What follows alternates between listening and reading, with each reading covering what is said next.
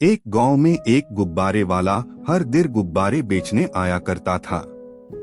रंग बिरंगे गुब्बारे देखकर गांव के बच्चे उसके पीछे पीछे चल देते थे।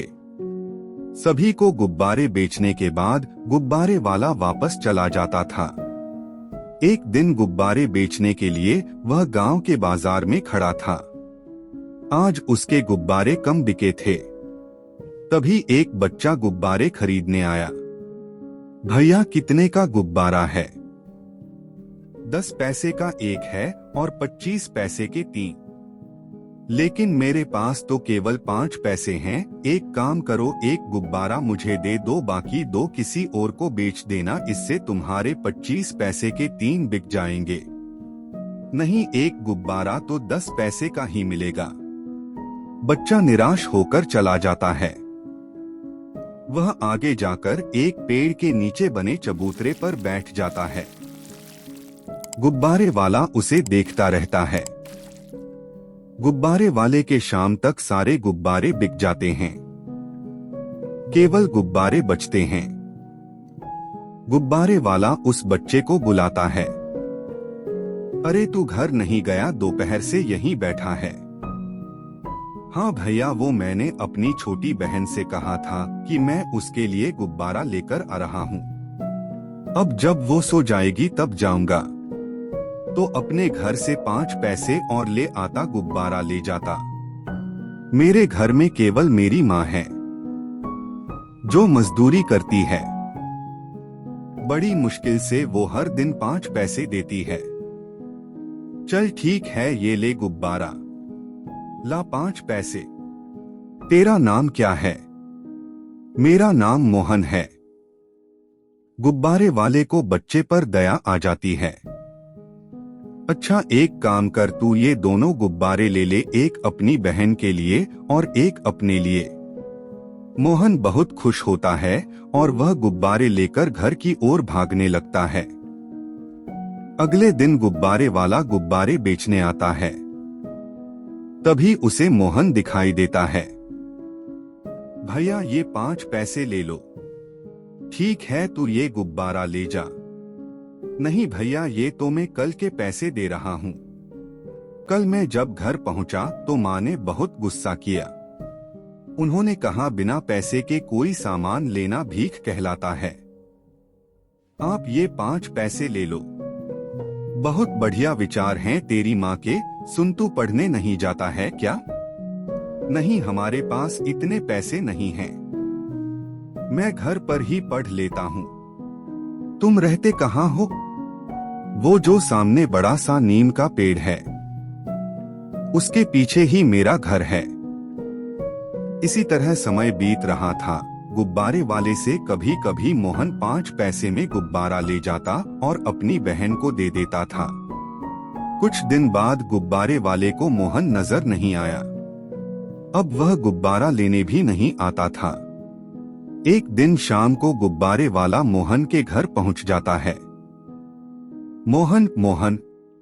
तभी मोहन की माँ बाहर आती है। बहन जी, मोहन कई दिन से गुब्बारे लेने नहीं आया। भैया, मेरा काम छूट गया है। कटाई के बाद हम खेत मजदूरों की मजदूरी बंद हो जाती है। बड़ी मुश्किल से घर का खर्च चल रहा है। मोहन को मैं पैसे नहीं दे पाती हूँ। बहन, क्या मैं आपकी कुछ मदद कर सकता हूँ? नहीं भैया, हम केवल मेहनत का पैसा ही लेते हैं। गुब्बारे वाला, एक काम कीजिए, मोहन को मेरे साथ गुब्बारे बेचने के लिए भेज दीजिए।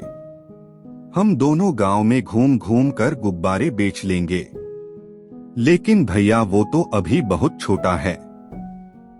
बहन, इससे आपकी कुछ मदद हो जाया करेगी। मैं चाहता हूँ कि मोहन स्कूल जाए। इस काम से उसकी स्कूल की फीस निकल आएगी।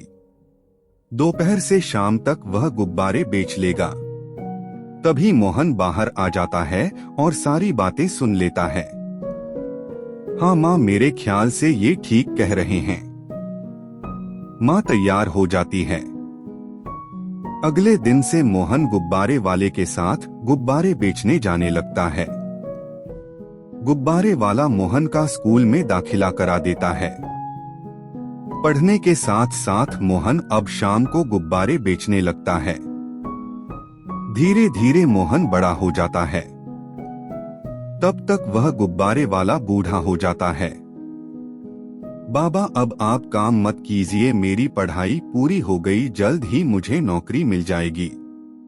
गुब्बारे वाला, बेटा तुझे अपनी माँ और बहन का ख्याल भी तो रखना है, मैं तो जैसे तैसे अपनी जिंदगी काट लूंगा। तू नौकरी करके अपनी बहन की शादी के लिए पैसा जोड़ लेना।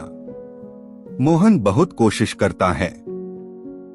एक दिन उसके घर एक चिट्ठी आती है। उसे सरकारी नौकरी मिल जाती है। मोहन सबसे पहले यह खबर गुब्बारे वाले को सुनाता है। बाबा, मुझे सरकारी नौकरी मिल गई। गुब्बारे वाला उसे गले लगा लेता है। शाबाश बेटा, तेरी मेहनत रंग लाई। अब शहर जाकर मुझे भूल मत जाना, कभी कभी गुब्बारे लेने जरूर आना। नहीं भाई साहब, ये सब आपकी मेहनत है। हम सब साथ में शहर में रहेंगे। अभी तो मोहन जाकर इंतजाम करेगा, फिर हमें लेने आएगा। मोहन अगले दिन शहर चला जाता है। वहां 3 महीने नौकरी करने के बाद वह एक बड़ा सा मकान किराए पर ले लेता है और 2 दिन की छुट्टी लेकर वापस घर आता है। माँ, तुम जल्दी से सामान बांध लो, हम सब कल ही शहर चलेंगे। मैं बाबा से भी कहता हूँ सामान बांध लेंगे, मैं उनसे मिलकर आता हूँ। बेटा, वो नेक इंसान तो अपना सामान कब का बांध चुके हैं। वे हम सबको छोड़कर चले गए, यह कहकर माँ रोने लगती है। मोहन भागता हुआ गुब्बारे वाले के घर पहुंचता है। बाबा जीवन भर मेरी मदद करते रहे, जब मेरा सेवा करने का समय आया तो मुझे छोड़कर चल दिए। वह वहां बैठकर रोता रहा। मोहन की माँ ने उसे चुप कराया। बेटा, कुछ लोग पेड़ की तरह होते हैं। वे छाया देते हैं, फल देते हैं, लकड़ी देते हैं, लेकिन लेते कुछ नहीं। मोहन गुब्बारे वाले को आज भी याद करता है और जो कोई भी उसे मिलता है उसे गुब्बारे वाले की कहानी जरूर सुनाता है।